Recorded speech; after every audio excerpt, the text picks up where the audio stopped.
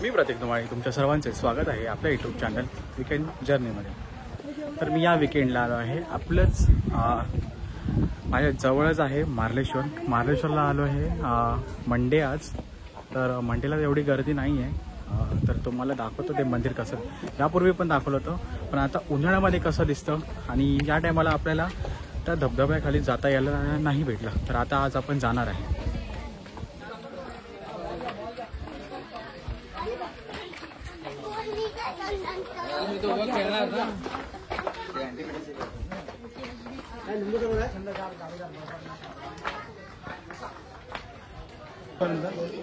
तिकडे आहे ना, पाय भाजतील तिथं जायचं।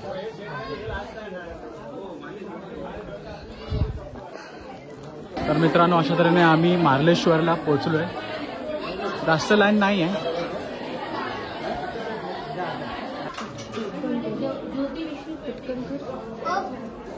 असा हा गाभार आहे, गाभाराच्या इथून एंट्रन्स आहे।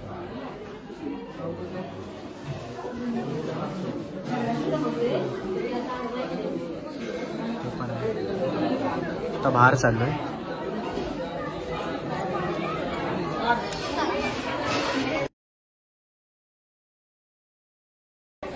तर मित्रांनो, पाठीमागे देवाचं दर्शन करून खूप प्रसन्न वाटलं। आतमध्ये तुम्हाला फुटेज दाखवले कसे होते, मूर्ती कशी आहे। तर आजूबाजूला मी आता वॉटरफॉल दाखवतो। तो वॉटरफॉल आता लास्ट टाइमचा वॉटरफॉल पूर्ण पाण्याने भरला होता, आता पूर्ण सुकला आहे। तर आपण तिकडे जाऊन बघूया।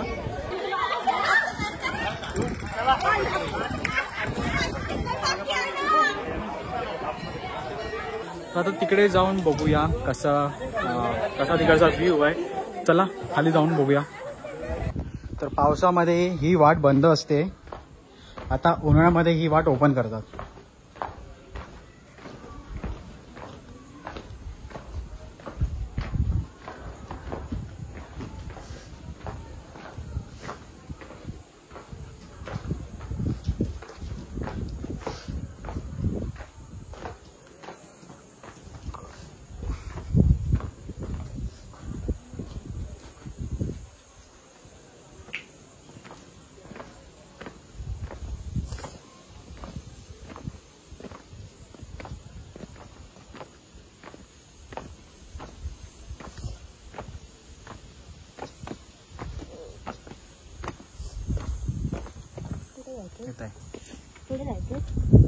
पुढे इथे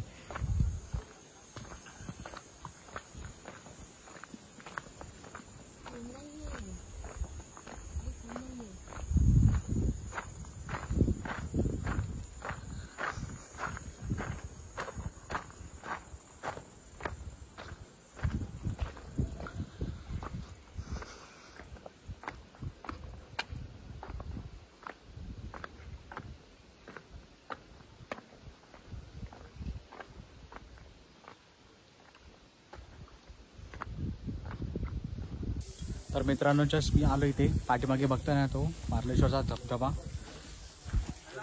आता थोडंसंच पाणी पडतंय, एवढं ऊन आहे तरी पण इकडे पाणी काही कमी नाही। इथे मे बी 12 महिने पाणी असतं, एकदम जरासं पडतंय पाणी। आणि तिकडे पोरं आंघोळ करत आहेत, खूप छान वाटेल, पूर्ण थंड पाणी असेल। आणि उन्हामधून आल्यानंतर इकडे जर तुम्ही आंघोळ करत असाल तर अति उत्तम।